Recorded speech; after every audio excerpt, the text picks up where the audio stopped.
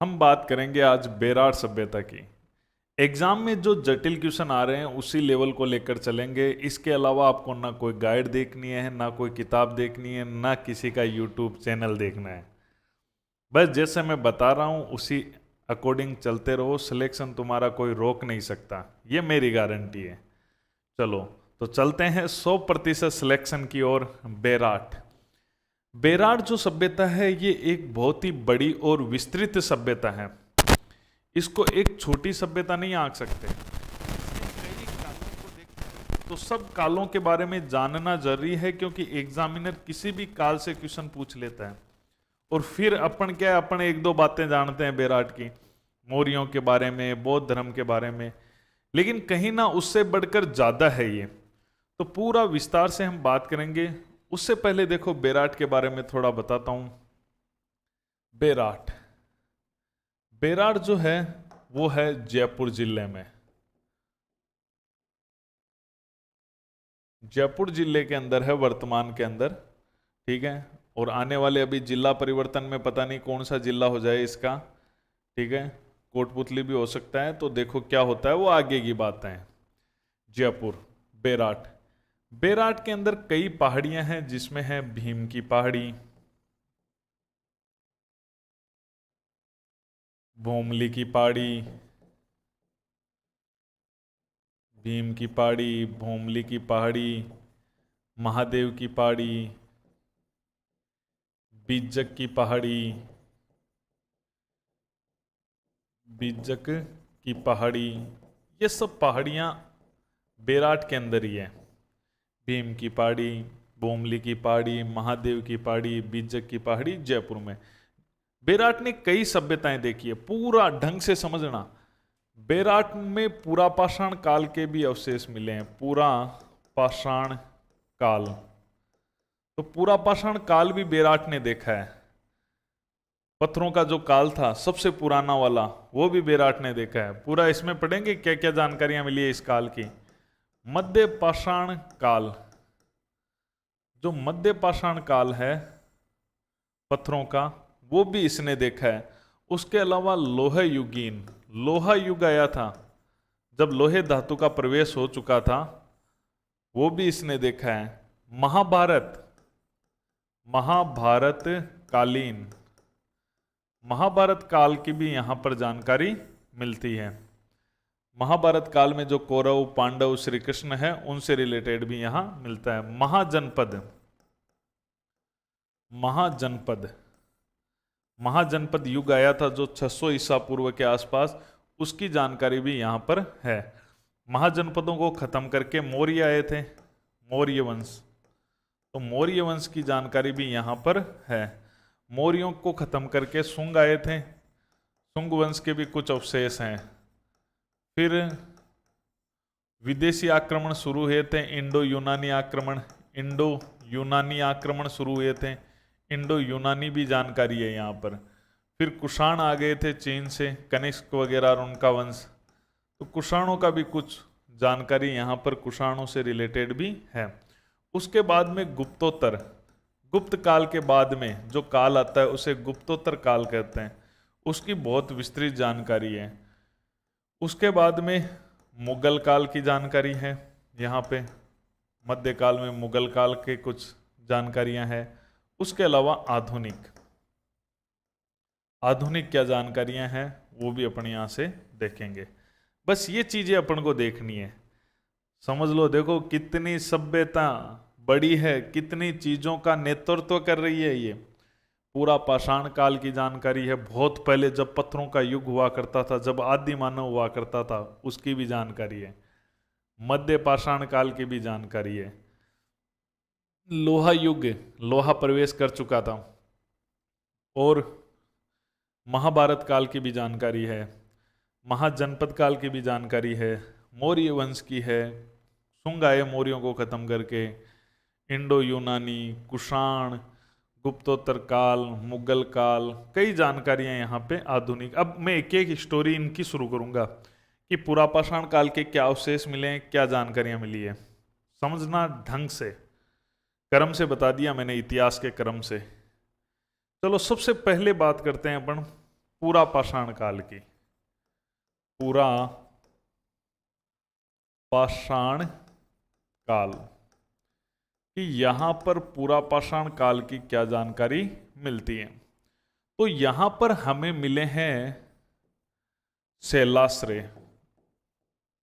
शैलाश्रय क्या होते हैं? शैल मतलब चट्टान, आश्रय मतलब घर, गुफाएं। कहने का मतलब सिंपल भाषा में गुफाएं मिली है यहां पर, और गुफाएं मिली है और गुफाओं में चित्रण मिला है, चित्रण। और ये भी विशेषकर शिकार के। जब आदि मानव था, जब वो शुरू शुरू में गुफाओं में रहता था, तब वो कुछ चित्र बना देता था शिकार संबंधी, वो भी यहाँ से मिले हैं। तो आपसे पूछे शैलाश्रय, बिल्कुल मिले हैं, यहाँ से बेराट से शैलाश्रय मिले हैं और वहाँ पर चित्र भी मिले हैं। इसीलिए बेराट को कहा जाता है प्राचीन युग की चित्रशाला। क्या कहा जाता है? प्राचीन युग की चित्रशाला। उपनाम पड़ गया इस कारण से प्राचीन युग। भाई प्राचीन युग की तो चित्रशाला ही हो गई ना।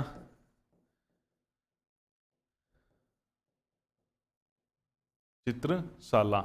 उसके बाद में आया मध्य पाषाण काल। ध्यान से समझ लो, सिलेक्शन वाली पढ़ाई करा रहा हूं, न कि टाइम पास वाली पढ़ाई।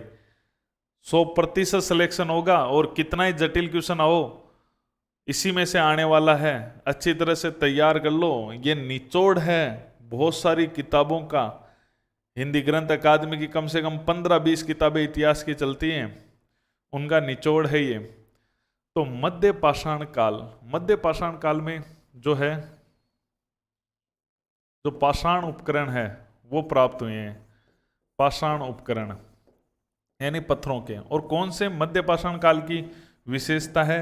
माइक्रोलिथिक उपकरण कहते हैं उनको। कौन से कहते हैं? माइक्रोलिथिक उपकरण, या उन्हें लघु लघु औजार कहते हैं। लघु मतलब छोटे औजार, माइक्रोलिथिक। इस काल में मध्य पाषाण काल की ये विशेषता भी है, मध्य पाषाण काल में छोटे औजार मिले हैं जिन्हें माइक्रोलिथिक कहा जाता है।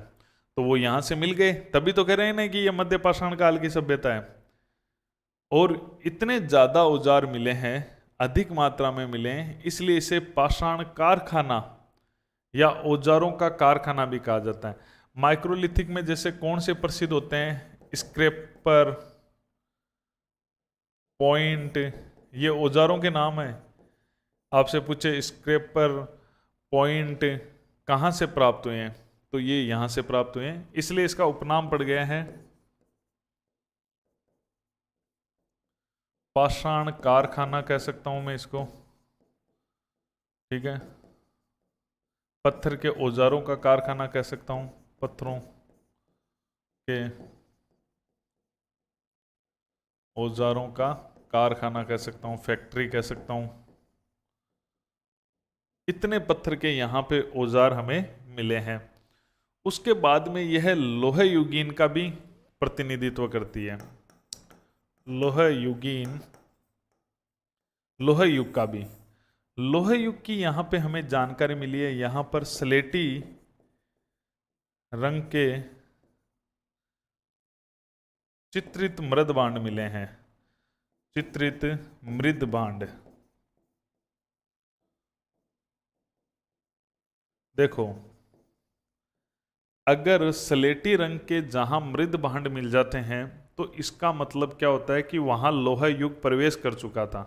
खुदाई में जहां पर भी स्लेटी रंग के मृद भांड है, इसका मतलब है कि वहां लोहा युग आ चुका था। तो यहां पर स्लेटी रंग के मृद भांड प्राप्त हुए हैं। याद आ गया होगा वो बात जो मैंने बताई थी कि कालीबंगा में लाल रंग के मृद भांड है। कालीबंगा में लाल, क्योंकि सिंधु घाटी में पूरे में लाल है। देखो, वास्तव में जो ये कालक्रम निर्धारित किया गया ना, इसका सबसे बेस्ट तरीका मृदभांडी इतिहासकारों ने काम में लिया है। कैसे काम में लिया है? कि लाल रंग होगा वो सिंधु घाटी का क्षेत्र होगा, लाल और काले होंगे जो होंगे ताम्रपाषाण काल के, आहड़ वाले ताम्रपाषाण काल के होंगे लाल और काले जो होंगे, और जो ऐसे चित्रित होंगे वो लोहे युग के होंगे। ठीक है, कपि सुवर्णीय होंगे वो ताम्र युग के होंगे। तो इस प्रकार से अलग अलग मृदभांड है, मैं आपको अलग से लिखवा दूंगा, एक सारणी बनवा दूंगा, टेंशन मत लो, एक साथ पूरी चीजें क्लियर हो जाएगी। मेरा काम केवल आपका सिलेक्शन करवाना है। देखो, महाभारत कालीन, महाभारत कालीन, महाभारत काल की भी यहां बहुत सारी जानकारियां बेराट में है।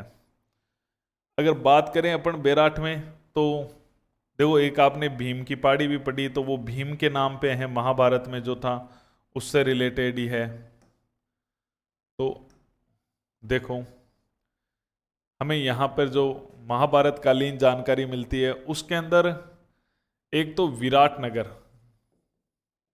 ये जो विराट नगर है यही बेराट था। विराट नगर, विराट नगर यानी कि बेराट, विराट नगर जो बेराट है उसको बसाया था राजा विराट ने। किसने बसाया था? राजा विराट ने विराट नगर को बसाया था। और इसके बारे में हमें जानकारी मिलती है कि यहीं पर विराट नगर में राजा विराट के पास में पांडवों ने विराट के पास अज्ञातवास गुजारा। देखो क्या होता है ये अज्ञातवास, क्या था?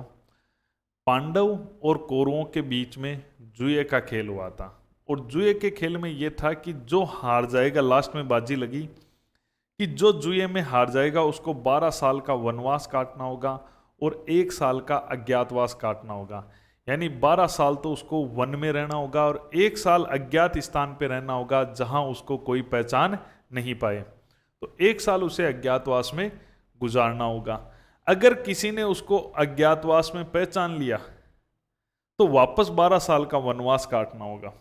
यानी क्या शर्त थी कि 12 साल आप जंगल में रहोगे और 1 साल अज्ञातवास में रहोगे। अगर अज्ञातवास में किसी ने पहचान लिया कि ये कौन है तो वापस आपको 12 साल वनवास काटना होगा। ये बाजी लगी और पांडव जुआ हार गए।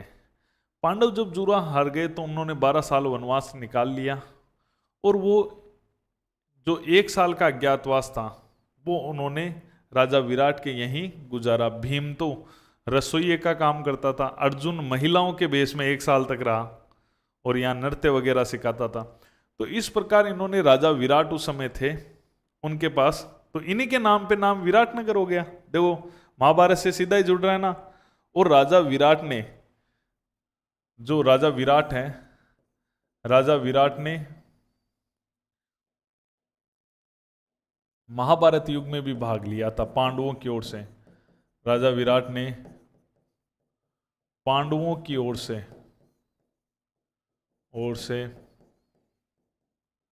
महाभारत युद्ध में, कुरुक्षेत्र के युद्ध में भाग लिया। वहां राजा विराट शहीद भी हो गया था। तो राजा विराट, विराट नगर, ये चीजें कहीं ना कहीं जोड़ रही हैं।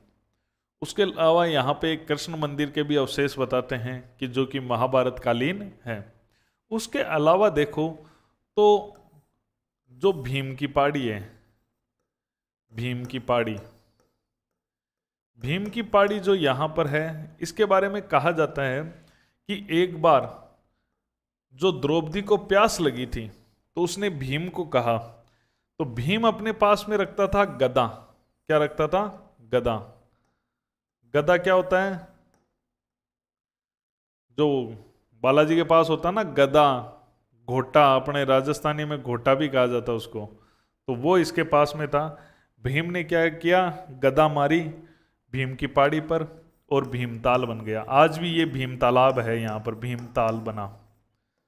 तो कहीं ना कहीं ये कहानी है महाभारत से रिलेटेड है, तो कहीं ना कहीं विराट नगर को जोड़ रही है अपने आप ही।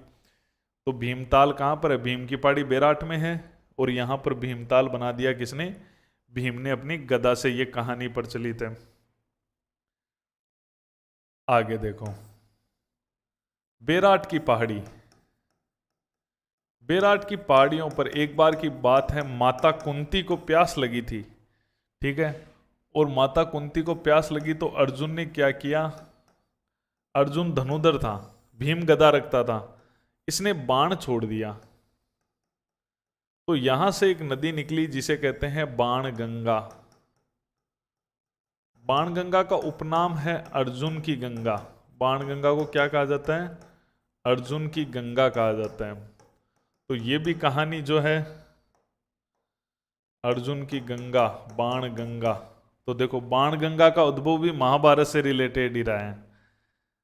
तो जो अर्जुन ने बाण छोड़ा था बेराट की पहाड़ियों से, नदी निकल गई, वो बाण गंगा कहलाई, अर्जुन की गंगा कहलाई। तो ये कुछ बातें, कुछ ऐसे तथ्य हैं जो कि कहीं ना कहीं इनको महाभारत काल से जोड़ते हैं।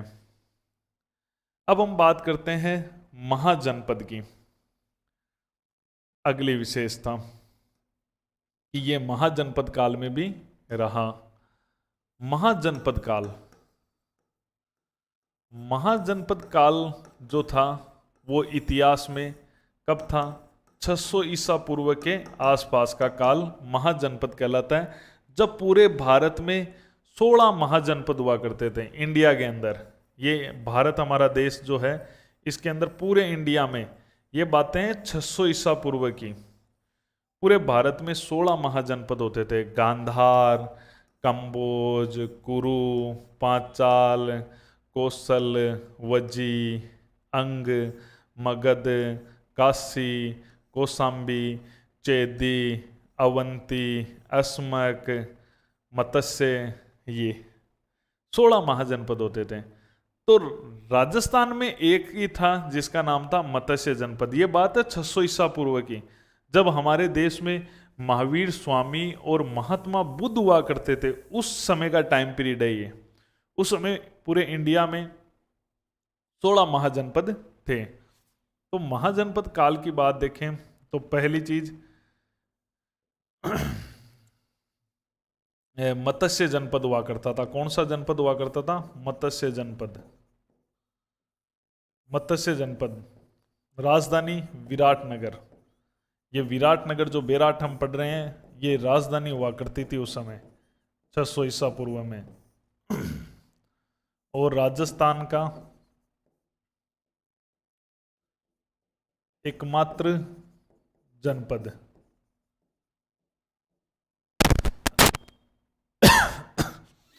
एकमात्र जनपद था ये राजस्थान का मत्स्य।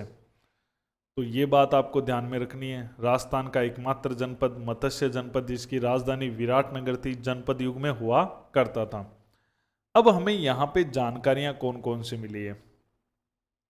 तो हमें उस समय की महाजनपद काल की दो बड़ी जानकारियां देखो। पहली बार जो ये 16 महाजनपद हुए ना इंडिया में, तभी पहली बार पंचमार्क सिक्के चले थे। पंचमार्क सिक्के, भारत में सिक्कों की शुरुआत ही महाजनपद में हुई है। उससे पहले भारत में कोई सिक्के नहीं चलते थे।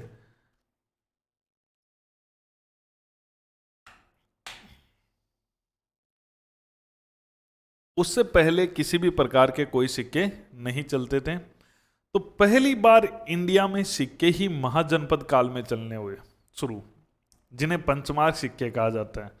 वो भारत के सबसे प्राचीन सिक्के हैं। वही सिक्के यहां से मिलेंगे क्योंकि ये भी तो महाजनपद काल का ही पार्ट है ना, मत्स्य। तो पहली बार भारत के जो सबसे पुराने सिक्के हैं वो यहां से मिले हैं। तो यहां से जो मत्स्य जनपद है, यहां से हमें प्राप्त हुआ है, यानी विराटनगर से। यहां से हमें जो जानकारियां हैं इस महाजनपद काल की, तो एक तो यहां पर सूती वस्त्र, सूती वस्त्र के अंदर मिला है। सूती वस्त्र में जो है वो पंचमार्क सिक्के मिले हैं। सूती वस्त्र में 8 पंचमार्क सिक्के मिले हैं। भारत के सबसे पुराने सिक्के, क्योंकि ये सिक्के बनने ही महाजनपद में शुरू हुए थे, मिले। ये भारत के सबसे प्राचीन सिक्के हैं। पहली चीज, किस धातु के थे? भारत में पहली बार जो ये सिक्के चले थे, चांदी के सिक्के थे। इन सिक्कों को क्या कहा जाता है? इन सिक्कों को कहा जाता है आहत सिक्के। आहत सिक्के क्यों कहते हैं इन सिक्कों को? क्योंकि आहत करके बनाए गए हैं ये। आहत मतलब घायल करके बनाए गए हैं, पीट पीट कर इन पर निशान बनाए गए हैं, इसलिए इन्हें कहा जाता है आहत सिक्के। क्या कहा जाता है? आहत सिक्के कहा जाता है। इनको पीट पीट कर बनाया गया है। सूती वस्त्र मिला यहाँ पे, ठीक है। तो पंचमार सिक्के मिले उसके अंदर। भारत के सबसे प्राचीन, पंचमार का मतलब क्या है? पंचमार का मतलब है, मार्क मतलब निशान, और पंच मतलब पीट कर निशान बनाना। तो पंच करके पीट कर निशान बनाए जाते थे, इसलिए इन्हें कहा जाता है पंचमार्ग सिक्के। चांदी के थे, इन्हें आहत मतलब घायल कर देना, पीट कर बनाए जाते थे निशान। और एक चीज सूती वस्त्र में मिले हैं, तो यह कपास की जानकारी का स्रोत है कि यहां पर कपास की जानकारी, सूती वस्त्र का टुकड़ा मिलना मतलब कपास की जानकारी। तो आपसे पूछे सूती वस्त्र कहाँ मिला? बेराट में। कपास की जानकारी कहाँ मिली? बेराट में। पंचमार सिक्के बेराट में। महाजनपद काल में चलते थे, तो महाजनपद काल की विशेषता है ये। महाजनपद काल की एक बड़ी विशेषता है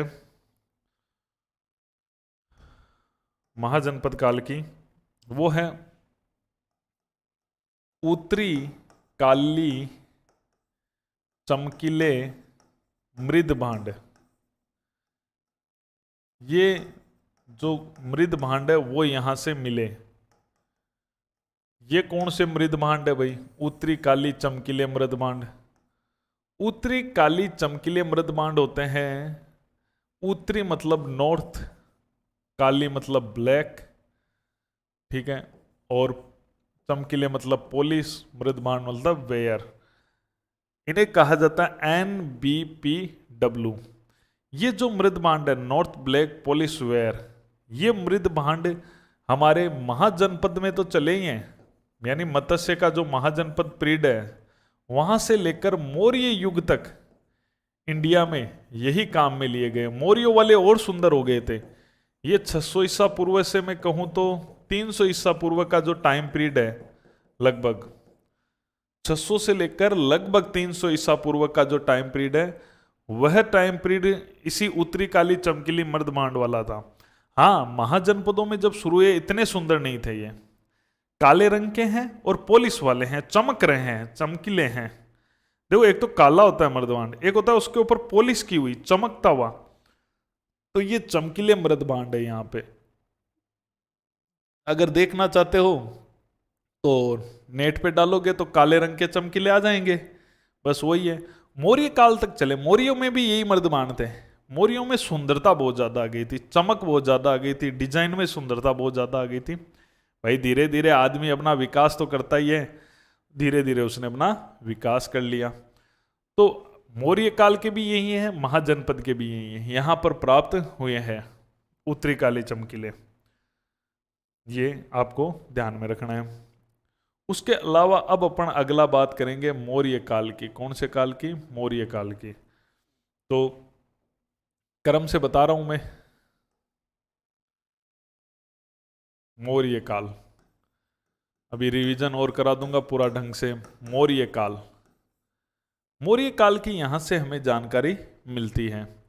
मौर्य काल में जो जानकारी मिलती है वो देखो, तो चंद्रगुप्त मौर्य की जानकारी की अगर अपन बात करें, मौर्य काल का पहला राजा चंद्रगुप्त मौर्य।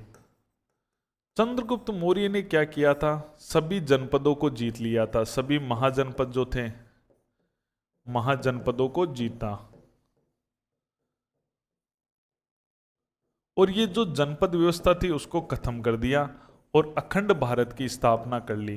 अखंड भारत की स्थापना की। जो अभी हमने देखे थे कि इंडिया में 16 महाजनपद होते थे, ये धीरे धीरे महाजनपद खत्म हो गए और पूरे भारत का एक ही राजा बन गया।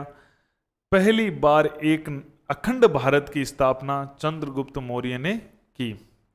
तो अखंड भारत उसने बनाया। तो इसका मतलब उसने सभी जनपदों को जीता है, इसका मतलब उसने मत्स्य जनपद को भी जीता होगा।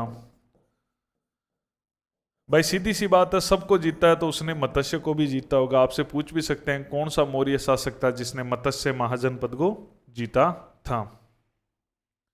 अब इसके बाद में इसका पुत्र गद्दी पर बैठा। इसका पुत्र था जिसका नाम था बिंदुसार।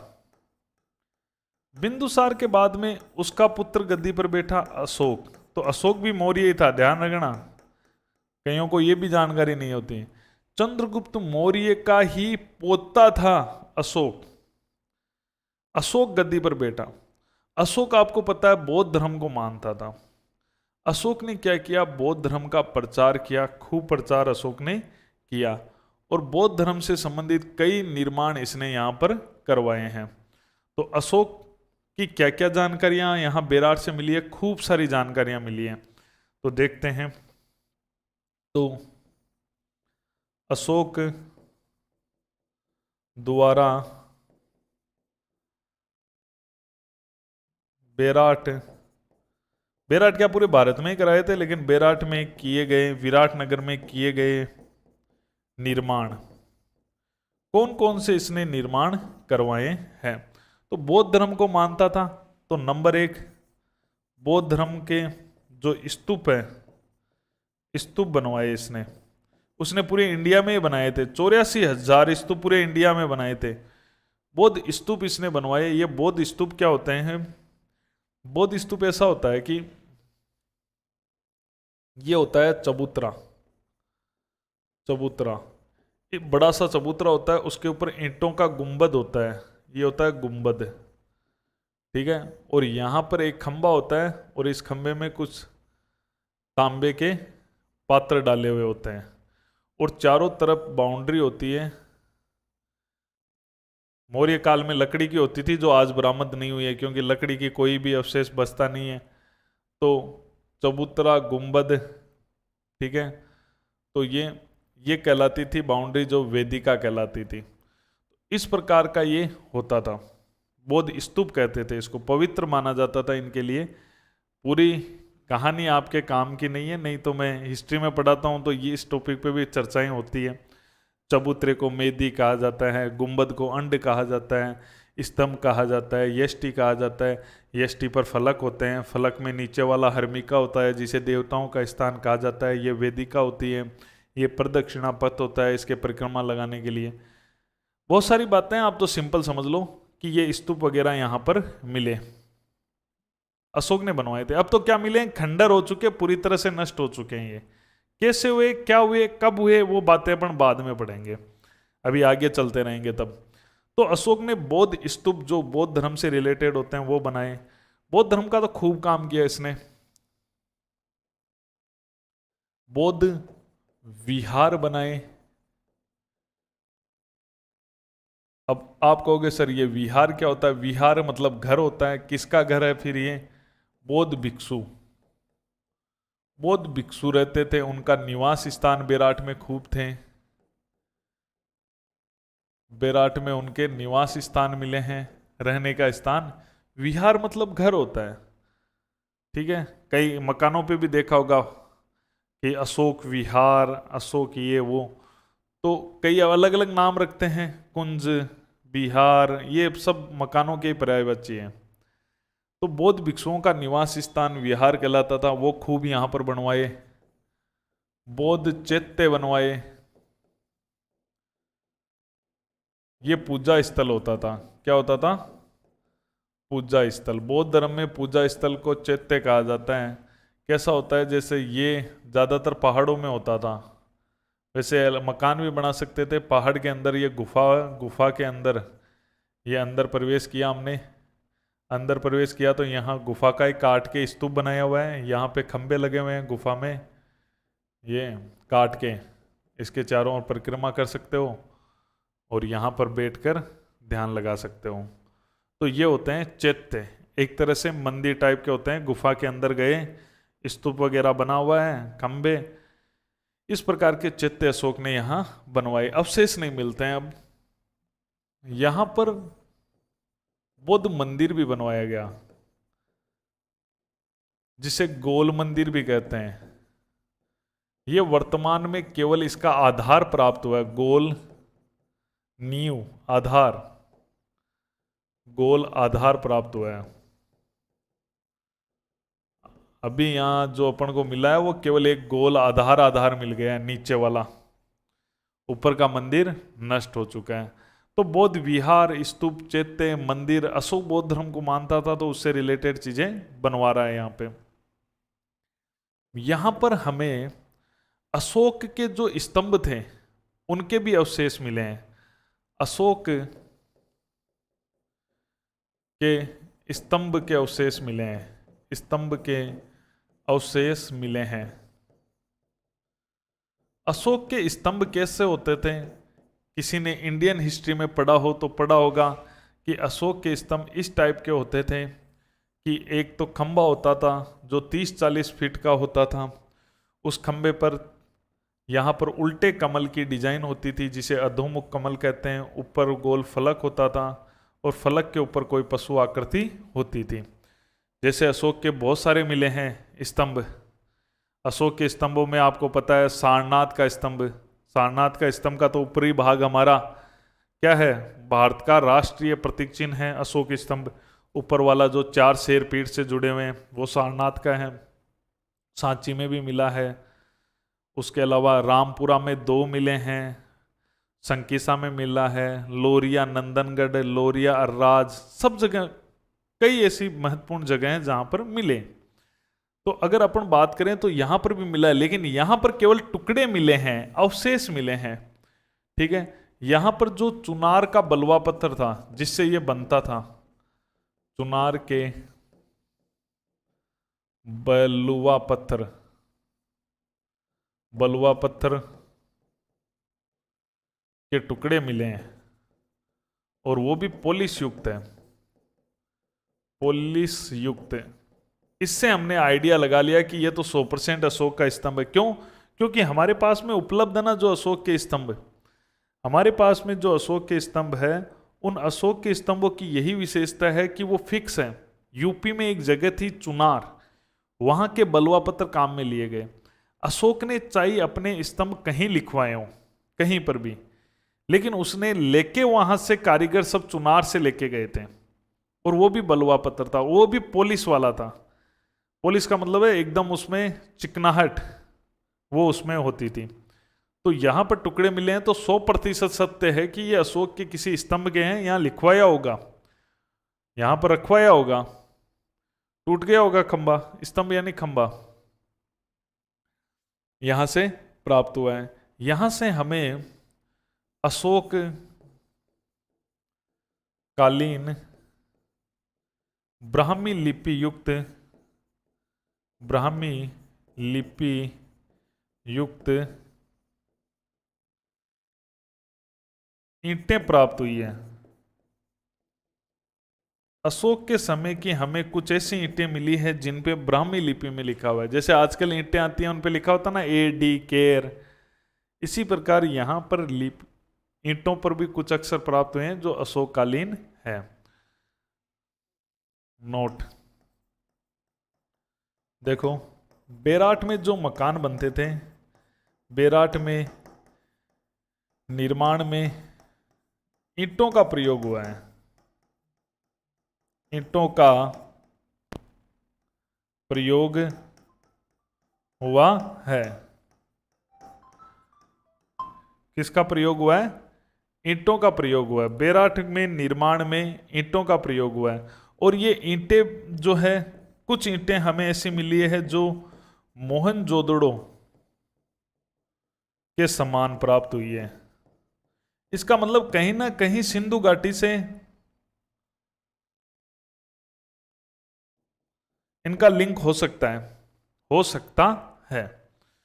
तो यहां पर बेराट में ईंटों का प्रयोग हुआ। मैंने क्या बताया? कालीबंगा कच्ची ईंटें, शुरू में पक्की, मेन कालीबंगा पक्की ईंटें, आहड़ में कच्ची ईंटें, गणेश्वर में पत्थर और बेराट में ईंटें। केवल गणेश्वर में ही पत्थरों का प्रयोग हुआ है, बाकी ईंटों का प्रयोग हो रहा है। और यहां की ईंटें कुछ मोहनजोदड़ो वाली ईंटें भी प्राप्त हुई है। अशोककालीन ब्राह्मी लिपि युक्त ईंटें भी यहां प्राप्त हुई है। चलो देखो, अब अपन बात करते हैं यहां पर अशोक। देखो अशोक से रिलेटेड बहुत महत्व है इसका, बहुत ज्यादा महत्व है। अशोक ने यहां पर दो, अशोक के बेराट से दो अभिलेख प्राप्त हुए हैं, दो अभिलेख प्राप्त हुए हैं। बहुत इंपॉर्टेंट क्वेश्चन बनेगा। एक है भाब्रू शिलालेख। भाब्रू क्यों कहते हैं? क्योंकि ये भाब्रू गांव में मिला था, इसलिए इसे भाब्रू कहते हैं। इसे कहते हैं बिज्जक का शिलालेख।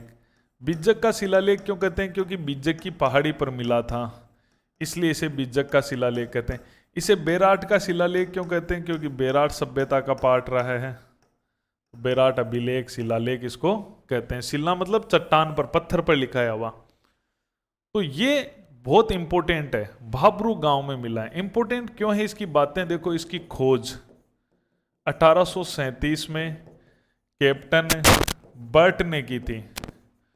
खोज किसने की थी? 1837 में कैप्टन बर्ट ने इसकी खोज की थी। उसके अलावा यहां पर इसकी जो लिपि मिली है वो अशोक की लिपि थी। अशोक उस समय इंडिया में ब्राह्मी लिपि का प्रयोग करता था, उस लिपि में मिली है। और इसकी भाषा प्राकृत है, क्योंकि अशोक की राजभाषा भी प्राकृत थी। और ये वर्तमान में कलकत्ता संग्रहालय में है। वर्तमान में कहां पर है? कोलकाता संग्रहालय में है, कलकत्ता के म्यूजियम में है वर्तमान में। ये एक संस्था है जिसका नाम है Asiatic Society of Bengal, Society of Bengal. उसका जो म्यूजियम है उसके अंदर ये सुरक्षित है। इसके अंदर देखो क्या जानकारी मिलती है। इसमें अशोक के बारे में जानकारी मिलती है। अशोक को मगध का राजा कहा गया है। एक तो मगध का राजा कहा गया है। तो अशोक मगध का ही राजा था। मगध यानी पाटलिपुत्र, बिहार में मुख्य राजधानी केंद्र तो वही थी। अशोक को प्रियदर्शी कहा गया है। अशोक को प्रियदर्शी कहा गया है इसमें, ठीक है। तो अशोक का ये अभिलेख जो है यह 1837 में कैप्टन बट ने खोजा था। ब्राह्मी लिपि है, क्योंकि इंडिया में अशोक ने ब्राह्मी लिपि कहाँ में ली है? पाकिस्तान में उसने खरोष्टी ली है। उसने और भी लिपियां ली है लेकिन इंडिया में नहीं ली है, इंडिया से बाहर ली है। खरोष्टी है, अरमाइक है, ग्रीक है, उसने लिखवाए इन लिपियों में। लेकिन अब मैं इंडिया की बात कर रहा हूं, इंडिया के लोग ब्राह्मी समझते हैं तो ब्राह्मी में लिखवाए इसने। जो लोग जो समझेंगे, भाषा इसकी प्राकृत थी। ये अभिलेख है ना इंडियन हिस्ट्री में भी बहुत इंपॉर्टेंट है। इतना इंडिया में इंपॉर्टेंट है तो राजस्थान की दृष्टि से तो इंपॉर्टेंट हो गया। इसमें अशोक के बौद्ध धर्म मानने की जानकारी है कि अशोक बौद्ध धर्म मानता था। देखो सबको पता है अशोक बौद्ध धर्म का अनुयायी था। उसने बौद्ध विहार, मंदिर, स्तूप पूरे ऑल इंडिया में बनाए। लेकिन अशोक कहाँ कह रहा है कि मैं बौद्ध धर्म को मान रहा हूं? एक ही अभिलेख है जहां अशोक खुद कह रहा है कि मैं बौद्ध धर्म को मान रहा हूं, स्वीकार कर रहा हूं। इसी में लिखा हुआ है, इसमें लिखा हुआ है कि मैं बुद्ध धम्म व संघ में विश्वास रखता हूं, विश्वास रखता हूं। अशोक खुद कह रहा है कि मैं बुद्ध में, धम्म में और संघ में विश्वास रखता हूं। देखो बौद्ध धर्म के ये त्रिरत्न होते थे, बुद्ध, धम्म और संघ। और बौद्ध धर्म के जो अनुयायी होते थे, जो भिक्षु होते थे, वो गलियों में घूमते थे। तब यह नारा भी उनका पॉपुलर था, बुद्धम शरणम गच्छामि, धम्म शरणम गच्छामि, संघ शरणम गच्छामि। बुद्ध की शरण में आ जाओ, धम्म मानव कल्याण और संघ जो इनकी संस्था थी उसकी शरण में आ जाओ। तो इस प्रकार से ये जो लिखा, तो इससे हमें क्या पता चल रहा है कि अशोक है। इसीलिए इंडिया में इसको इतना महत्व दिया जाता है कि अशोक के बौद्ध धर्म मानने की जानकारी केवल यही दे रहा है, स्वीकार कर रहा है यहां पर वो मानने की जानकारी। एक तो इस लाइन से ये क्लियर हो गया, एक इस लाइन से एक चीज और क्लियर हो गई कि जो बौद्ध धर्म के त्रिरत्नों की जानकारी, आपसे पूछेंगे कि ऐसा कौन सा अभिलेख है जिसमें बौद्ध धर्म के त्रिरत्न की जानकारी मिलती है। भाब्रू शिलालेख, बेराट का शिलालेख, बुद्ध धम्म और संघ, त्रिरत्न की जानकारी है। इसके अंदर देखें अपन तो जो अशोक है, अशोक यहां पर बौद्ध भिक्षु भिक्षुणियों, बौद्ध धर्म को जो मानने वाले अनुयायी वगैरह है, उनको ये कहता है कि जो है अच्छा सुनो, उसका मनन करो, अच्छी किताबों का अध्ययन करो, उनके बारे में वो यहां पर अनुशंसा करता है। अशोक बौद्ध भिक्षु भिक्षुणियों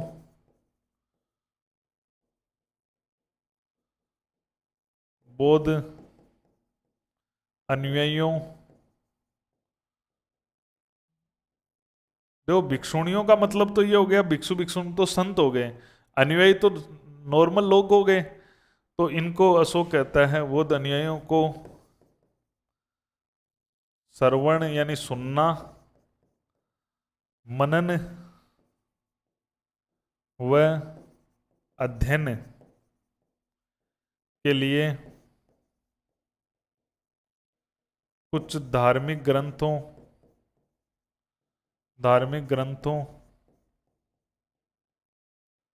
की अनुशंसा करता है। अनुशंसा मतलब सिफारिश, अनुशंसा करता है इसी में।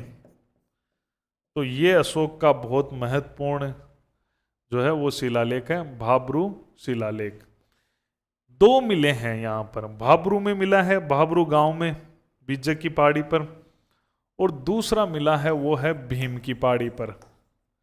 पहला बीजक पर मिल गया, दूसरा भीम की पहाड़ी पर मिल गया। भीम की पहाड़ी का शिलालेख, इस शिलालेख की भी खोज एक अंग्रेज ने की थी जिसका नाम था कार्लाइल। खोज 1871-72 के आसपास हुई थी, कार्लाइल ने की थी।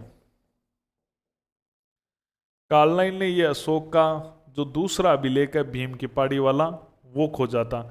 ये अभिलेख जो है वो एक अशोक का अभिलेख है, अशोक का रूपनाथ, सासाराम बिहार में है,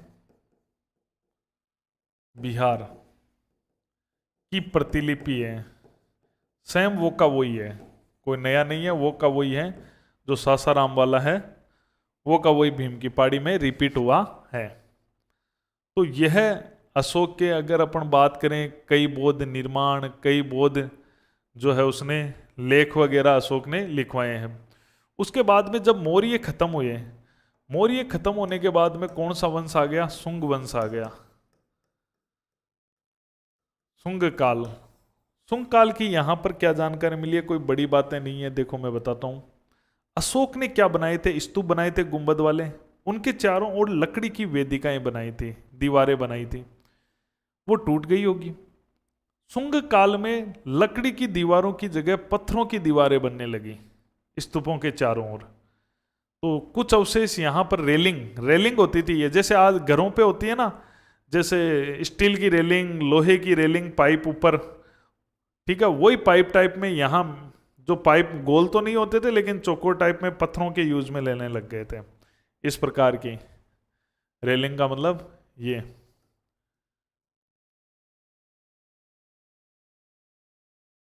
इन पत्थरों पे कुछ उत्कीर्ण होता था, ये पत्थर इस पत्थर के ऊपर रख दिया ना, यहाँ पे पत्थर रख दिया, यहाँ पे रख दिया, इस प्रकार ये रेलिंग चलती थी। तो कहीं ना कहीं ये शुंग काल की देन है, जो पत्थरों की रेलिंग है ये, जो चारों तरफ स्तूप के होती थी। कोई शुंग काल का आपके वैसे कोई यहाँ क्वेश्चन बनने के चांस नहीं है। फिर आ गए यहाँ पर इंडो यूनानी। इंडो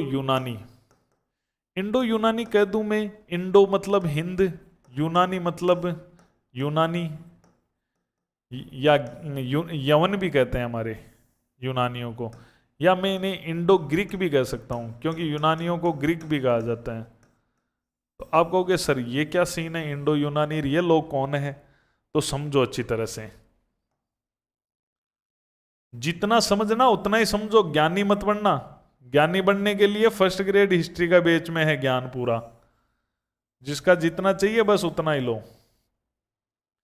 देखो होता क्या है, यूनानी है विदेशी, यूनानी विदेशी थे और इंडिया पे आक्रमण कर दिया। इंडिया पर इन्होंने आक्रमण कर दिया और इस इलाके पर कब्जा कर लिया। इंडिया का जो ये इलाका दिख रहा है इस पे कब्जा कर लिया, जो आज का पाकिस्तान है, इस पे कब्जा कर लिया और अपनी यहां पर अपना क्षेत्र बना लिया। यूनानी आए और इंडिया में परमानेंट बस गए, इंडिया में परमानेंट बस गए। यही इलाका इंडो यूनानी कहलाया, यानी धरती इंडिया की और यूनानी लोग राज कर रहे हैं। इसलिए इतिहासकारों ने इस साम्राज्य को इंडो यूनानी कहा है। ठीक है, क्योंकि यूनानी कहते हैं तो यूनान वाले सिकंदर वगैरह पर चले जाओगे आप।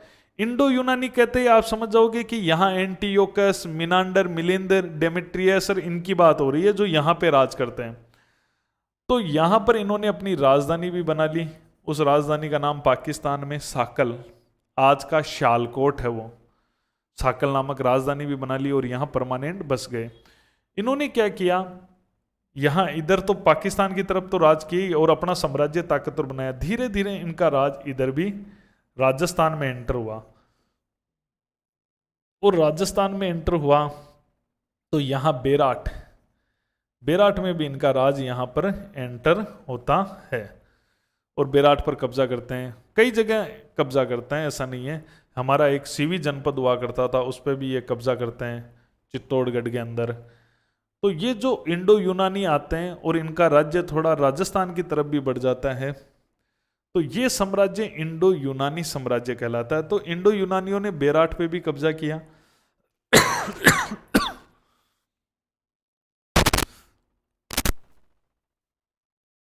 बेराट पर भी इनका कब्जा रहा है। तो यहां पर इनका राज रहा, तो इनके सिक्के हैं वो यहां से मिलेंगे।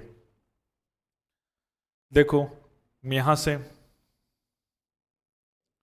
28 इंडो यूनानी सिक्के मिले हैं, यूनानी सिक्के प्राप्त बेराट से, बेराट ही पढ़ रहे हैं। और इनमें भी मिनांडर के सिक्के ज्यादा महत्वपूर्ण हैं। इंडो यूनानी शासक ही है मिनांडर, मिनांडर। क्वेश्चन एग्जाम में आता है कि मिनांडर के सिक्के कहां से प्राप्त हुए हैं? बेराट से प्राप्त हुए हैं। ठीक है, मिनांडर के सिक्के बेराट से प्राप्त हुए हैं। तो इंडो यूनानी सिक्के यहां से अपने यहां से प्राप्त हुए हैं।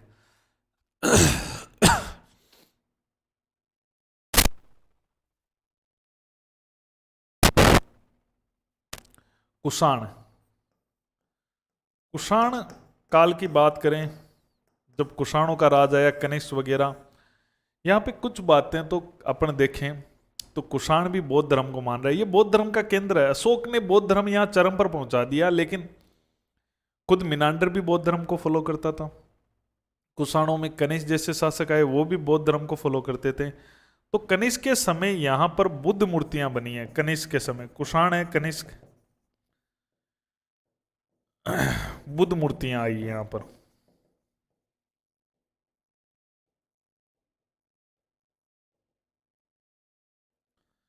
लेकिन देखो एग्जाम में क्वेश्चन आया कि राजस्थान में बुद्ध मूर्तियां कहां से मिली है, तो उत्तर हो गया बेराट। आया था थर्ड ग्रेड के अंदर, और बेराट इसका उत्तर हो गया। लेकिन वास्तव में बताऊं, नए शोधों में यह सच हो चुका है कि यहां कोई बुद्ध मूर्तियां नहीं मिली हैं। हो सकता है कनिष्क के समय बनी हो, लेकिन यहां कोई नहीं मिली है। अगर आपसे पूछ भी लेना कि बुद्ध मूर्तियां मिली है या नहीं मिली है, तो नहीं मिली बताओगे। लेकिन एग्जामिनर ऐसे पूछ ले कि बुद्ध मूर्तियां कहां मिली है, तो बेराट उत्तर बना। अब आप कहोगे सर ये क्या हो गया? अपन को एग्जामिनर को लेके चलना है, क्योंकि एक बार ये क्वेश्चन आ गया कि बुद्ध मूर्तियां कहां मिली है और उत्तर बेराट मान लिया था। तो पूछे तो बेराट, और अगर 4 लाइनों में पूछे कि यहां बुद्ध मूर्तियां मिली है तो गलत कर देना, नहीं मिली है यहां पे। ठीक है, तो ये थोड़ा सा ध्यान रखने वाली बात है, क्वेश्चन को समझना होगा आपको। अभी मैं हर चीज आपको बता दूंगा, कोई दिक्कत वाली बात नहीं। अब हम बात करते हैं गुप्तोत्तर काल की।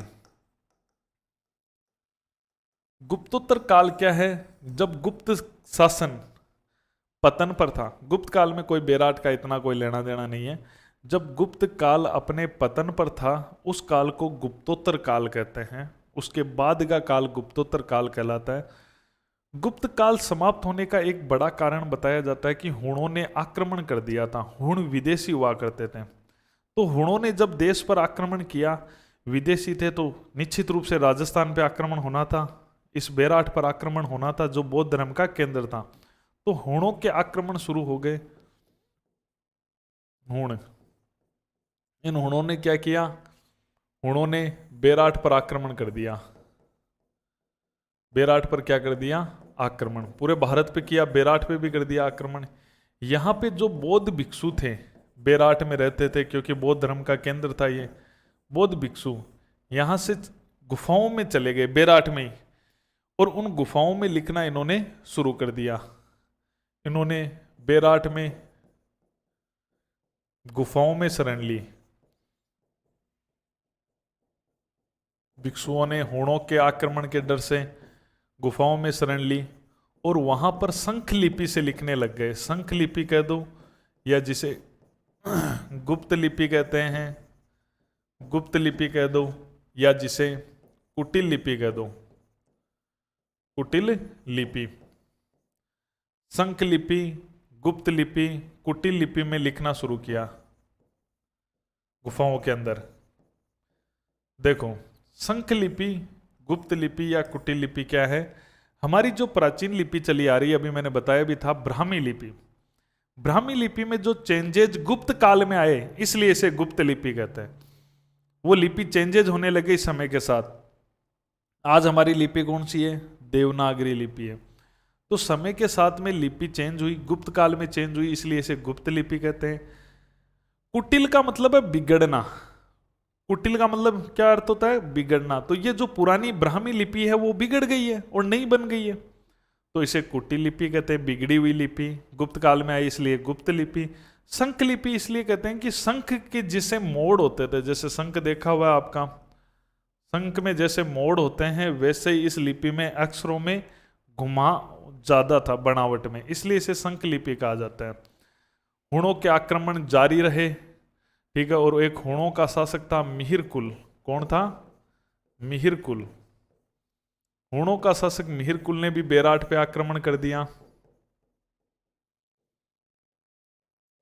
और बेराट में जो अशोक के बनाए हुए बौद्ध स्तूप थे उनको तोड़ दिया।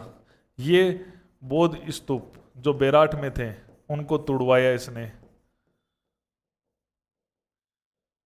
अशोक ने पूरे भारत में 84,000 बौद्ध स्तूप बनाए थे, आखिर वो गए कहां? तो इन हुणों ने तोड़ दिया उन बौद्ध स्तूपों को। ये कहा जाता है हुण शिव के भक्त हुआ करते थे, इन्होंने इन बौद्ध स्तूपों को तोड़ दिया था। तो हुणों का शासक मिहिर कुल ने यहाँ पे बौद्ध स्तूपों को तोड़ा था बेराट में। ध्यान रखना, बेराट पे आक्रमण हुआ है। और ये अपन को पूरी जो संपूर्ण जानकारी दे रहा है इस तथ्य की, इस बात की हमें जो जानकारी दे रहा है वो दे रहा है चीनी यात्री हैंसांग। जानकारी कौन दे रहा है इस पूरी हिस्ट्री की कि तुड़वा दिया था? चीनी यात्री हैंसांग। हैंसांग कह दो, हवेनसांग कह दो, युआन च्वांग कह दो। युआन च्वांग इसका वास्तविक नाम है। हैंसांग का वास्तविक नाम है युआन च्वांग, चीन का था ये। इसने क्या किया था? बेराट की यात्रा की थी इसने। ये बेराट आया था, बेराट की यात्रा की थी इसने।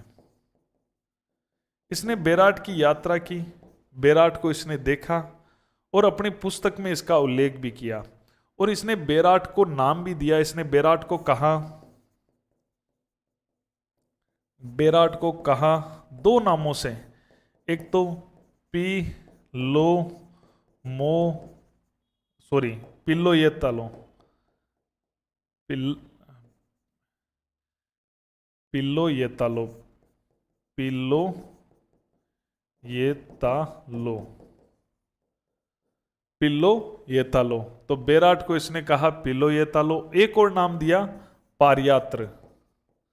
ध्यान रखना, एक एग्जाम में क्वेश्चन आया कि चीनी यात्री हेनसांग ने पारियात्र किसको कहा है? बेराट को कहा है अपनी किताब में। दो नाम दिए हैं बेराट को, एक तो पिल्लो ये तालो और एक पारियात्र नाम दिए। तो दो नाम इसने अपनी किताब में बेराट को दिए। बेराट की यात्रा की इसने, बेराट को इसने पारियात्र लिखा। और इसने बेराट के बारे में लिखा कि इसने बेराट में 8 सुरक्षित बौद्ध स्तूप देखे, बाकी सब टूटे हुए देखे। सुरक्षित बौद्ध स्तूप देखे भी थे इसने अपनी आंखों से। यहाँ बेराट में बौद्ध धर्म के केंद्र को इसने खुद महसूस किया है। और इसने टूटे हुए देखे हैं, वो तो देखे ही हैं, ठीक है। तो इसने बाकी सब टूटे हुए थे, बाकी नष्ट। तो इसने बताया कि किसने नष्ट कर दिए हैं? ये मिहिर कुल ने नष्ट कर दिए हैं। इसने बेराट के अंदर जिक्र भी किया है कि बेराट है, बेराट के बेल व भेड़ें प्रसिद्ध है। इसने अपनी किताब में लिखा है कि बेराट के क्या प्रसिद्ध हैं? बेल और भेड़ें प्रसिद्ध है। इसने ये सब कुछ लिखा कहाँ है? नीचे लिख लेना। पुस्तक इसकी जो है CU की, कौन सी पुस्तक है? CU की। उस पुस्तक में इसने पूरा अपना यात्रा के बारे में लिखा है। बेराट की यात्रा हो, पूरे इंडिया की यात्रा हो, सब कुछ इसने लिखा। तो ये गुप्तोत्तर काल की बात हो गई। गुप्तोत्तर काल जैसे दिमाग में है कि गुप्त काल का जब पतन हुआ तो बेराट पर हूणों के आक्रमण शुरू हो गए, बौद्ध भिक्षुओं को परेशान किया गया, वो गुफाओं में रहने लग गए, स्तूपों को तोड़ दिया गया। बस ये बातें आपको ध्यान रखनी है। तो ये जो बौद्ध धर्म का केंद्र था ये खत्म हो गया। अब अपन बात करें मुगल काल की। सब में जो शुरू में मैंने आपको बताया था वैसे ही चल रहे हैं। मुगल काल एकदम व्यवस्थित और गजब का मैटर है। इतना व्यवस्थित मैटर है, निश्चित रहो आपका सिलेक्शन हो जाएगा। मेहनत आपको करनी है।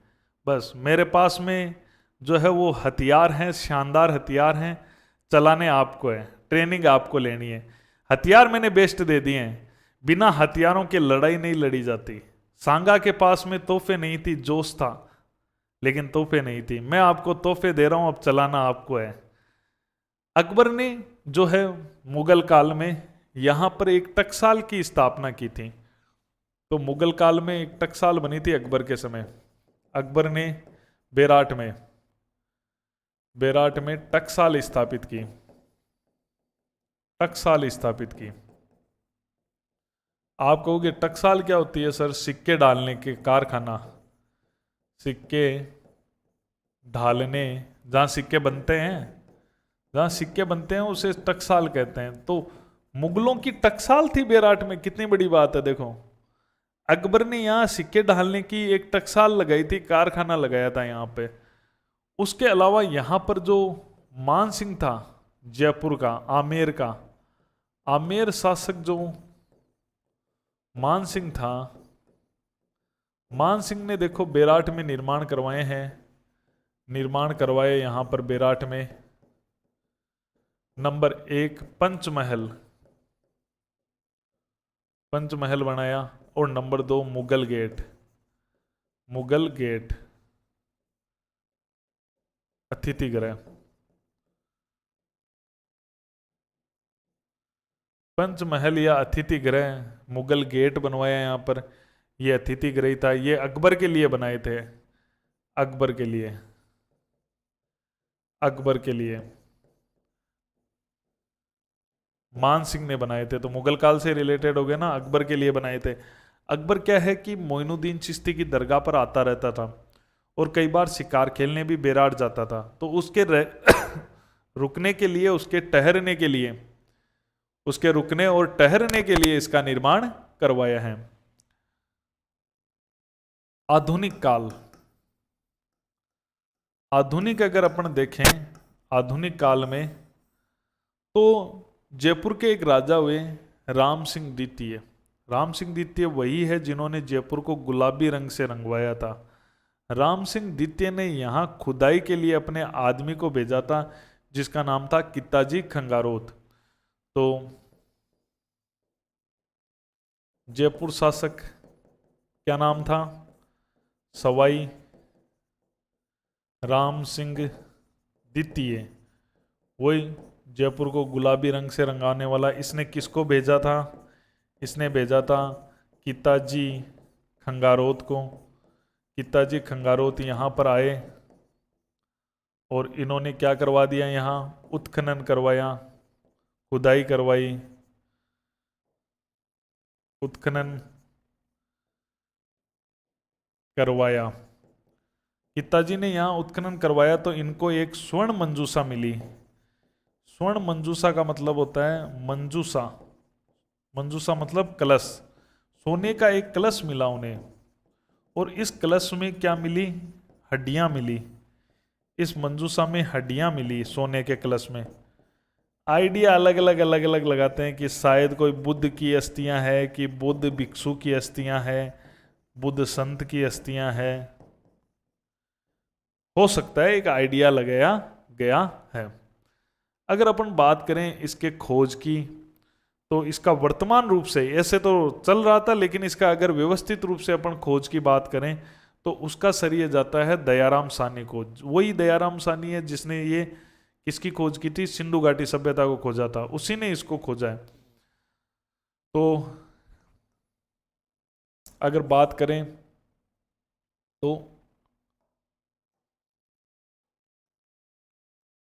अगर खोज की बात करें तो खोज 1936 में।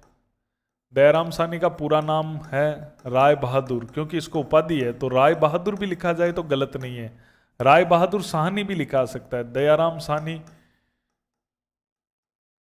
दयाराम साहनी, ठीक है। राय बहादुर दयाराम साहनी ने इसका उत्खनन करवाया है। देखो, जब कोई खोज करता है तो इसे प्रथम उत्खनन करता भी लिखा जाए तो गलत नहीं होगा, उत्खनन करता भी कह सकते हो, क्योंकि अगर कोई खोज करता है तो वो पहले खुदाई तो करवाता है, तो पहला उत्खनन करता भी कह सकते हो। इन्होंने सर्वप्रथम जो उत्खनन करवाया था, सर्वप्रथम उत्खनन वो करवाया था इन्होंने बिज्जक की पहाड़ी पर, बिज्जक की पहाड़ी पर। और यहाँ पर इन्होंने जो है वो बौद्ध विहार वगैरह प्राप्त किए थे। बिज्जक की पहाड़ी पर करवाया था और बौद्ध विहार प्राप्त किए थे, बौद्ध धर्म से रिलेटेड। तो बिज्जक की पहाड़ी पर इन्होंने प्राप्त किए थे। पहले खुदाई इन्होंने तो इतनी करवाई थी, कोई मेन तो विस्तृत उत्खनन बाद में हुआ है। और विस्तृत उत्खनन है, विस्तृत उत्खनन, विस्तृत उत्खनन बाद के अंदर हुआ था। 1962 के आसपास में ये उत्खनन हुआ था, और वो करवाया था 1962 में कैलाश नाथ दीक्षित और नील रतन बनर्जी। नील रतन, नील रत्न, रत्न आधा आ जाएगा, क्या हो रहा है भाई? नील रत्न बनर्जी। तो नील रत्न बनर्जी और कैलाशनाथ दीक्षित ने इसका विस्तृत उत्खनन करवाया था। अब मैं आपको एक बहुत बड़ी बात बताने जा रहा हूं, नोट लगा के। आपको पूछे कि सर्वप्रथम उत्खनन किसने करवाया, तो आप दयाराम साहनी बता सकते हो। लेकिन जब सर्वप्रथम उत्खनन की बात आ जाए, सर्वेक्षण उत्खनन की बात आ जाए और ऑप्शन में कनिंघम हो, तो 100% कनिंघम ही करना है। Very very important.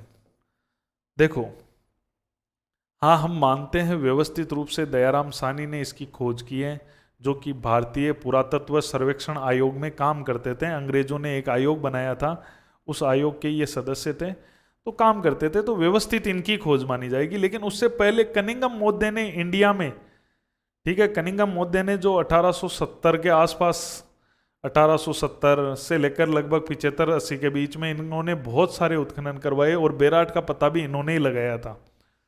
तो अगर ऑप्शन में कनिंघम हो तो फर्स्ट प्रायोरिटी इसको देनी है, फर्स्ट प्रायोरिटी पर यह देना है, न कि दयाराम साहनी, अगर ये ऑप्शन में हो तो। अब कुछ अपन महत्वपूर्ण तथ्य देख लेते हैं लास्ट में। ये अपन ने पूरा देख लिया महत्वपूर्ण तथ्य।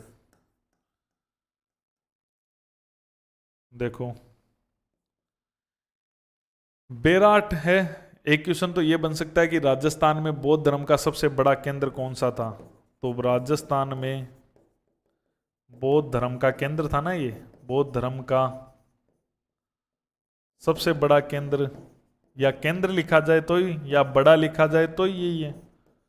तो बौद्ध धर्म की कितनी सारी जानकारियां यहां पर थी और बहुत बड़ा केंद्र रहा था ये राजस्थान में बौद्ध धर्म का। उसके अलावा यहां पे एक बात ध्यान रखनी है कि गौतम बुद्ध व बुद्धिस्टों की मूर्तियां नहीं मिली है।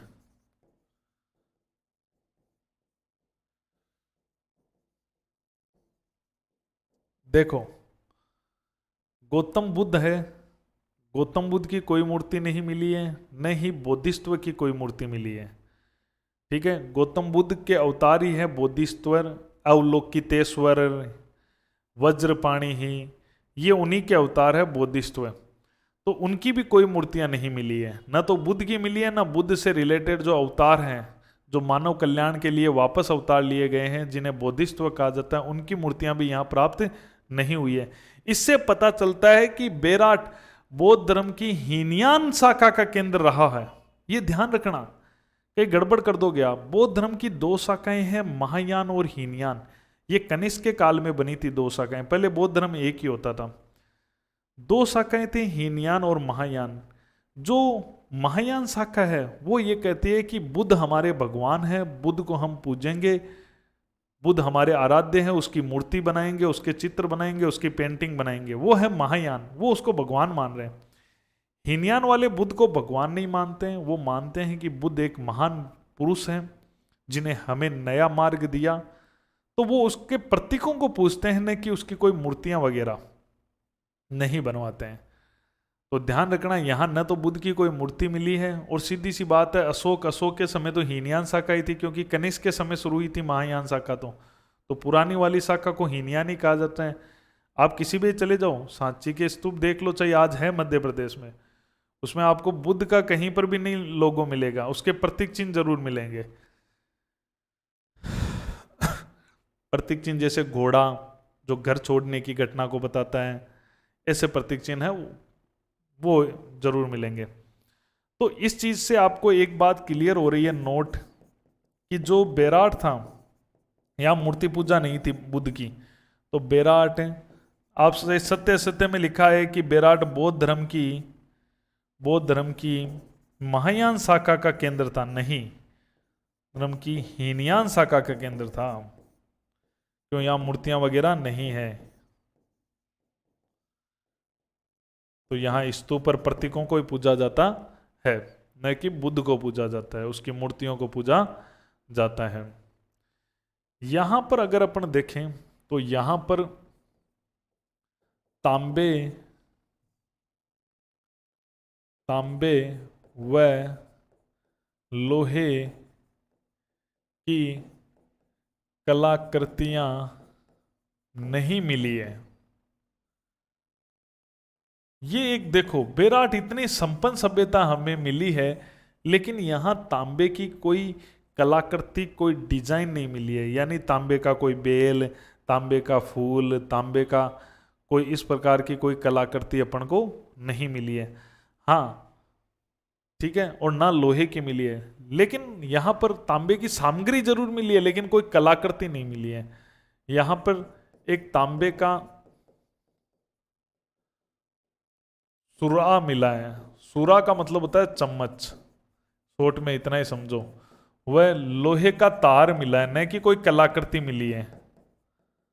तो हो सकता है ये तार कोई कृषि वर्षि में काम में लिया जाता हो, क्या सीन था इसका। ठीक है, तो लोहे का तार मिला है, उसके अलावा यहाँ पे तांबे का सुरवा मिला है। सुरवा होता क्या है वैसे तो, वो जब यज्ञों में आहुति देते हैं ना, तो वो डंडा होता है ना, जिस आहुति देने वाला, ठीक है, उसे कलछी टाइप का, उसे कहते हैं सुरवा, वो यहां से मिला है। उसके अलावा यहां पे अगर अपन देखें तो अपन को ऐसे मृदभांड बड़ी संख्या में मिले हैं, टोटीदार मृदभांड और ढक्कन वाले मृदभांड। ये बढ़िया चीज है भाई, दार मृदबांड और भी मिले हैं राजस्थान में, कई जगह मिले हैं। ठीक है, टोंटीदार मृदबांड का मतलब है कि जैसे ये मृदबांड है, ये मृदबांड है, तो ये मृदबांड के यहाँ पे भी क्या टोंटी लगी हुई है। ठीक है, ढक्कन वाले जान ही गए, ऊपर ढक्कन होता है उसको ढक्कन वाला कहते हैं। ठीक है, तो ये यहाँ से मिला है। और यहाँ पर एक थोड़ा सा और देख लेना, यहाँ पे दो जलप्रपात भी हैं। जलप्रपात का मतलब होता है झरने, झरने। एक तो है बेराट, नाम से ही है, बेराट नाम से झरना है, जो बेराट बाणगंगा नदी के आसपास का क्षेत्र है वो है। और एक है बांड्रेल नाला, ये। तो अब एक बार मैं थोड़ा सा इसको रिवीजन करवा देता हूं आपके लिए, अब समझना ढंग से।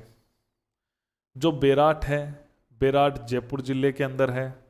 बेराट में कौन सी पहाड़ियां हैं? भीम की पहाड़ी है। ठीक है, उसके अलावा भोमली की पहाड़ी है, महादेव की पहाड़ी है, बीजक की पहाड़ी है। ये पहाड़ियां सब बेराट के अंदर हैं। बेराट कई सभ्यताओं का नेतृत्व कर रही है। जैसे पुरापाषाण काल, क्या मिला था पुरापाषाण काल का बताओ? यहाँ पर शैलाश्रय मिले, यानी गुफाएं वगैरह मिले, उनमें चित्र मिले। मध्य पाषाण काल के क्या मिले? पत्थर के औजार मिले। लोहे का क्या मिला? देखो रिवीजन ऐसे होता है। लोहे का क्या मिला? स्लेटी रंग के जो मृद बांड होते हैं चित्रित, वो लोहे युग के होते हैं। महाभारत काल के क्या मिले? महाभारत कौरव पांडवों का संबंध रहा। राजा विराट के यहाँ अज्ञातवास गुजारा। भीमताल, भीम ने गदा मार के बनाई, अर्जुन ने बाण छोड़ के बाण गंगा निकाली। महाजनपद से क्या मिला? महाजनपद से हमें यह मिला कि ये मत्स्य महाजनपद हुआ करता था, इसकी राजधानी विराटनगर होती थी। और महाजनपदों की जो दो चीजें दोनों यहाँ से मिली, पंचमार्क सिक्के और दूसरी उत्तरी काली चमकीले मृदभांड। मौर्यों में चंद्रगुप्त मौर्य ने जीता। अशोक ने मौर्यों में निर्माण कराए, बौद्ध स्तूप, बौद्ध विहार, बौद्ध मंदिर, बौद्ध चैत्य बनाए। बौद्ध उसके समय की कुछ ईंटें भी मिली अशोक की, जो कि ब्राह्मी लिपि युक्त है। 2 अशोक के लेख भी मिले हैं, भाबरू का और भीम की पहाड़ी का। शुंग काल है, रेलिंग पत्थरों की बना दी बौद्ध वाली। ठीक है, इंडो यूनानी सिक्के मिले हैं मिनांडर के। कुषाण बुद्ध मूर्तियां मिली है। लेकिन आपको जब पूछे ना कि मिली है क्या, तब नहीं बताना है। नाम पूछे कहाँ मिली तो बेराट बता देना। गुप्तोत्तर काल में क्या है? गुप्तोत्तर काल में हुणों के आक्रमण हुए हैं, स्तूपों को तोड़ दिया है, भिक्षु रहने लग गए हैं गुफाओं में। और मुगल काल में टकसाल बनी है, मान सिंह ने पंचमहल मुगल गेट बनाए हैं। और आधुनिक में किताजी खंगारोत वगैरह ने खुदाई कार्य करवाए। फिर दयाराम सानी, ठीक है, कैलाशनाथ, नील रतन बनर्जी, कनिंगम, ये लोग जुड़े हुए। हो गया ना फुल एंड फास्ट, मात्र 1 मिनट में पूरा रिवीजन हो गया। अब अपन इसको थोड़ा सा वापस देख लो। पूरा पाषाण काल, शैलाश्रय मिले हैं, यानी उस काल की गुफाएं मिली हैं जिनमें चित्रण मिले हैं, विशेषकर शिकार के चित्र हैं। इसलिए इसे कहा जाता है प्राचीन युग की चित्रशाला, बेराट को ही कहा जाता है। मध्य पाषाण काल की है, पाषाण उपकरण मिले हैं, माइक्रोलिथिक कहते हैं, और लघु औजार मिले हैं। कौन से? स्क्रैपर और पॉइंट मिले हैं। उपनाम है पाषाण कारखाना, पत्थरों के औजारों का कारखाना। लोहे युग मिला है यहाँ, क्योंकि यहाँ स्लेटी रंग के मर्दबांड मिले हैं चित्रित, जो कि लोहे युग की विशेषता है। उसके अलावा महाभारत काल में देखें तो विराटनगर ही बेराट था, जो बसाया राजा विराट ने था महाभारत काल में। और पांडवों ने इस विराट के पास ही अज्ञातवास गुजारा। राजा विराट ने पांडवों की ओर से महाभारत के युद्ध में भाग लिया था। भीम ने गदा मारी, भीम की पहाड़ी पर भीमताल बन गया। ठीक है, बेराट की पहाड़ी, अर्जुन ने बाण छोड़ा, बाण गंगा, जिसे अर्जुन की गंगा कहा जाता है। महाजनपद काल आया 600 ईसा पूर्व के आसपास, तब यह मत्स्य जनपद था। राजधानी कौन सी थी? विराटनगर, राजस्थान का एकमात्र महाजनपद था। यहीं पर इसी काल के सूती वस्त्र में 8 पंचमार्ग सिक्के मिले हैं, जो भारत के सबसे प्राचीन सिक्के हैं। चांदी के सिक्के होते थे, इन्हें आहत सिक्के कहा जाता है। सूती वस्त्र मिलना मतलब कपास की जानकारी मिली है। उत्तरी काली चमकीले मृदबांड मिले हैं। ठीक है, जो महाजनपद से लेकर मौर्य काल की विशेषता रही है, काले रंग के पॉलिश युक्त मृदबांड होते हैं। मौर्य काल की बात करें, चंद्रगुप्त मौर्य सभी जनपदों को भारत में जीता था। अखंड भारत की स्थापना की थी? तो मत्स्य को ही जीता है। जब सबको जीता है तो मत्स्य को ही जीता है। इसका बेटा बिंदुसार, इसका बेटा अशोक। अशोक ने बेराट में कई निर्माण कराए। बौद्ध स्तूप, ऐसे स्तूप होते थे वो बनवाए, विहार बनवाए भिक्षुओं के जो निवास स्थान थे, और क्या बनवाए, बौद्ध चैत्य बनवाए जो पूजा स्थल होते हैं, बौद्ध मंदिर, गोल मंदिर मिला है, गोल आधार प्राप्त हुआ है, अशोक के स्तंभ के अवशेष मिले हैं, चुनार के बलुआ पत्थरों के टुकड़े हैं, पॉलिश युक्त हैं, अशोक कालीन ब्राह्मी लिपि युक्त ईंटें प्राप्त हुई है।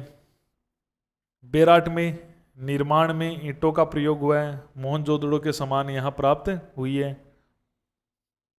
अशोक के बेराट में 2 अभिलेख प्राप्त हुए हैं, भाब्रू और बिज्जक का कह दो चाहिए, बेराट का कह दो। भाब्रू की खोज कब हुई? 1837 कैप्टन बर्ट ने की। लिपि ब्राह्मी भाषा प्राकृत। वर्तमान में कहाँ है भाब्रू शिलालेख? कलकत्ता संग्रहालय में। अशोक को कहाँ का राजा बताया गया है? मगध का राजा। अशोक को क्या कहा गया है इसमें? प्रियदर्शी। लिखा है कि मैं बुद्ध धम्म और संघ में विश्वास रखता हूँ, यानी कि अशोक के बौद्ध धर्म मानने की जानकारी है। इसी में बौद्ध धर्म के त्रिरत्न मिली गए, त्रिरत्नों की जानकारी है। अशोक ने भिक्षु भिक्षुणियों को कहा है कि बढ़िया सुनो, बढ़िया देखो, बढ़िया पढ़ो भाई, ये उसने कहा है। भीम की पहाड़ी का शिलालेख खोज कार्लनाइन ने की थी। ये अशोक का जो रूपनाथ सासाराम अभिलेख है उसी की प्रतिलिपि है। पूछ ले किसकी प्रतिलिपि है ये? प्रतिलिपि है नहीं, फोटोकॉपी, सेम वैसा का वैसा ही है। शुंग काल है जिसमें रेलिंग पत्थर की बनी होगी, टुकड़े मिले हैं कुछ रेलिंग के, बौद्ध स्तूपों की। इंडो यूनानी, हिंद यूनानी, इंडो ग्रीक आए, इन्होंने यहाँ पर भी राज किया है, फिर मत्स्य को भी जीता है। इनका क्षेत्र तो ये हुआ करता था। 28 इंडो यूनानी सिक्के मिले हैं जिसमें मिनांडर के सिक्के मिले हैं। कुषाण काल, कनिष्क के समय यहाँ बुद्ध मूर्तियां बनी हैं, लेकिन आपको नहीं माननी है, स्पेशल पूछे तो ही बताना है। गुप्तोत्तर काल, हूणों के आक्रमण हुए बेराट पर, बौद्ध भिक्षु बेराट में गुफाओं में शरण ली, शंख लिपि, गुप्त लिपि, कुटी लिपि में लिखना शुरू किया। मिहिर कुल आक्रमण किया, बेराट स्तूपों को तोड़वाया उसने, ठीक है। और इसकी जानकारी, तोड़वाने की जानकारी चीनी यात्री हेनसांग हुएनसांग या युआन चुआंग देता है। उसने बेराट की यात्रा की, बेराट को कहा पीलो ये तालो। पारयात्र कहा। बेराट में 8 सुरक्षित बौद्ध स्तूप देखे, बाकी नष्ट हो गए थे। बेराट में इसने बेल और भेड़ें प्रसिद्ध बताई। पुस्तक है CU की। मुगल काल, मुगल काल में बेराट में टकसाल स्थापित हुई। मान सिंह ने अकबर के लिए पंचमहल, मुगल गेट बनाए। आधुनिक काल, जयपुर का शासक सवाई राम सिंह द्वितीय, उसने भेजा पिताजी को, उन्होंने उत्खनन करवाया, एक सोने का कलश प्राप्त किया, मंजूसा, हड्डियां मिली, शायद बुद्ध की हो सकती, कंफर्म कुछ नहीं है, ठीक है। बौद्ध स्तूप वगैरह भी हो, ये बौद्ध किसी भिक्षु वगैरह की भी हो सकती है। 36 में इसकी व्यवस्थित खोज दयाराम सानी को माना जाता है, वही पहला उत्खनन करता। बिज्जक की पहाड़ी पर उसने बौद्ध विहार प्राप्त किए, पहले बिज्जक की पहाड़ी खुदवाई उसने। 1962 के अंदर बिज्जक की पहाड़ी का पता तो इसी ने लगाया था, दयाराम सानी ने। कैलाशनाथ दीक्षित, नीलरतन बनर्जी और सर्वेक्षण के रूप में कनिंघम का भी नाम आता है। इन दोनों में से पूछे पहला कौन है तो कनिंघम ही बताना आप। महत्वपूर्ण तथ्य की बात करें तो राजस्थान में बौद्ध धर्म का सबसे बड़ा केंद्र बेराट रहा है। देख लो कितना बड़ा केंद्र था उस समय, समझ लो जब बौद्ध धर्म होता था तो क्या चरम पे यहाँ भिक्षु रहते होंगे, क्या गुफाएं, क्या पूरा माहौल ही अलग होगा बौद्धिस्त्व का। गौतम बुद्ध और बौद्धिस्त्व की मूर्तियां नहीं मिली है, इसलिए मैं कहूंगा कि ये हीनयान शाखा का केंद्र था। तांबे और लोहे की कोई कलाकृतियां कोई ऐसी नहीं मिली है। हाँ, तांबे का एक चमचा टाइप का मिला है और लोहे का तार मिला है, वो कोई कलाकृति नहीं है, ठीक है। टोटीदार मृद बांड, ढकने वाले मृद बांड यहाँ से मिले। 2 जलप्रपात झरने बेराट और बांड्रेल नाला यहाँ से प्राप्त हुआ है। बिल्कुल, अब अच्छी तरह से तैयारी कर लेना। Best of luck.